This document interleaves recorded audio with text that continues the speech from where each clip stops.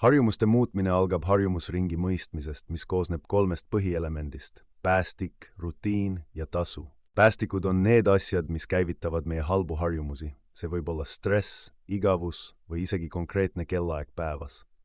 Kui me tunneme ära oma päästikud, saame hakata teadlikult asendama vanu rutiine uutega.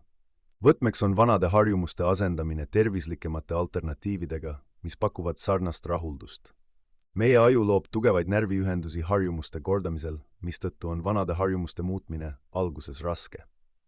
Teadlik hingamine ja meditatsioon aitavad meil päästikuid märgata, enne kui need meid automaatselt tegutsema panevad. Edu jälgimine ja väikeste võitude tähistamine aitab luua positiivset tagasisidet, mis motiveerib jätkama. Toetav kogukond või sõbrad muudavad harjumuste muutmise kergemaks, pakkudes vastutust ja julgustust. Oluline on meeles pidada, et püsivate muutuste saavutamine võtab aega. Tavaliselt kulub uue harjumuse kinnistumiseks vähemalt 6 päeva. Järjepidevus ja kannatlikkus on võtmetegurid. Iga väike samm viib meid lähemale oma eesmärkidele.